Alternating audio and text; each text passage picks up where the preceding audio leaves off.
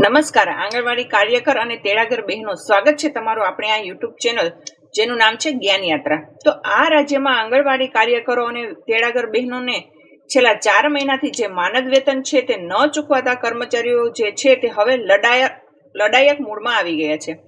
4 મહિનાથી વેતનથી જે કહી શકાય અડગ રહેનારા કર્મચારી આ વેતન ન મળવાને કારણે આગામી 12 ફેબ્રુઆરીએ રાષ્ટ્રવ્યાપી હડતાલ જે છે તે કહી શકાય કે આગાહી કરવા જઈ રહ્યા છે. અને આગાહ કરવા જઈ રહ્યા એટલે કે 12 ફેબ્રુઆરીએ રાષ્ટ્રવ્યાપી હડતાલ જે છે તે યોજવા જઈ રહી છે. તો જાણીશું આજના વિડીયોમાં કર્મચારી બહેનો વિગતવાર કે દેશની કઈ રાજ્ય સરકારના આંગણવાડી કાર્યકરો તેડાગર બહેનોને 4 મહિનાથી પગાર નથી ચૂકવાયો તેના વિરોધમાં આગામી 12 ફેબ્રુઆરીએ રાષ્ટ્રવ્યાપી હડતાલ જે કહી શકાય કે એલાન કરવામાં આવી છે. તેના વિશે આજના વિડીયોમાં આપણે વિગતવાર ચર્ચા કરીશું. તો વિડીયોના અંત સુધી આપ બન્યા રહો. અને જો ચેનલમાં આપ બહેનો પહેલીવાર વિડીયો જોતા હો, નવા સબસ્ક્રાઇબર હોય તો અમારી ચેનલને સબસ્ક્રાઇબ કરવાનું ભૂલશો નહીં.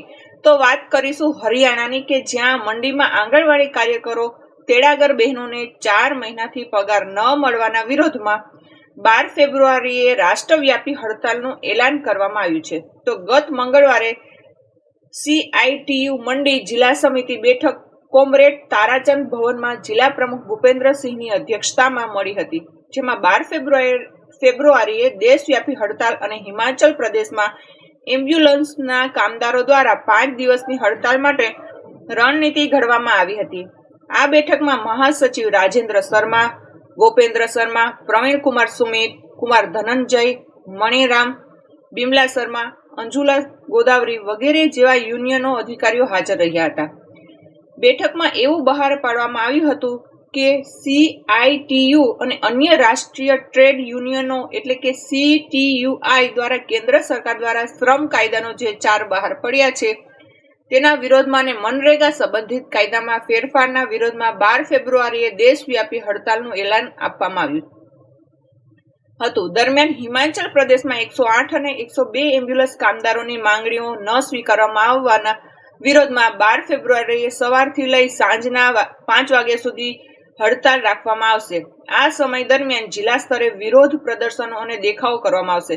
જ્યારે 5મા દિવસે શિમલામાં રાજ્ય સ્તરનું પ્રદર્શન કરવામાં આવશે. હિમાચલ પ્રદેશના મંડી જિલ્લામાં 12 ફેબ્રુઆરીએ મંડી, જોગિન્દ્રનગર, સરકાર ઘાટ, નિહા નારી અને બાલી ચોકમાં પ્રદર્શનો કરવામાં આવશે, જેમાં આંગણવાડી કાર્યકરો, મધ્યાહન ભોજન કામદારો, મનરેગા કામદારો, એમ્બ્યુલન્સ સ્ટાફ અને અન્ય મજૂરો સંગઠનોનો ભાગ લેશે. બેઠકમાં આંગણવાડી કાર્યકરોની મુખ્ય માંગણીઓ છેલ્લા 4 મહિનાથી તેમના બાકી રહેલા પગાર જે નથી ચૂકવાયા તે સુપ્રીમ કોર્ટના નિર્ણય મુજબ ગ્રેજ્યુએટી અને અન્ય લાભ તેમજ વર્ગ કહી શકાય કે 3ના કર્મચારી તેમને જાહેર કરવા તેમજ પૂર્વ પ્રાથમિક શિક્ષકોનો દરજ્જો આપવા અને પેન્શનનો લાભ લાગુ કરવા જે છે તે મુખ્ય માંગણીઓનો સમાવેશ થાય છે. એટલે કે આંગણવાડી કર્મચારી છેલ્લા 4 મહિનાથી જે તેમને માનદ વેતન નથી મળ્યું તે માનદ વેતન મેળવવા માટે સાથે જ સુપ્રીમ કોર્ટના નિર્ણય મુજબ ગ્રેજ્યુએટી અને અન્ય લાભ તેમજ વર્ગ 3ના તેમને રાજ્ય સરકારના કર્મચારી જાહેર કરવા, તેમને પૂર્વ પ્રાથમિક શિક્ષક એટલે કે ECC શિક્ષકનો પ્રાથમિક શાળાના શિક્ષકોની સમકક્ષ દરજ્જો આપવા અને પેન્શનના લાભો, નિવૃત્તિ સમયના જે લાભો છે તે લાગુ કરવા માટેનો મુખ્ય માંગણીઓનો સમાવેશ થાય.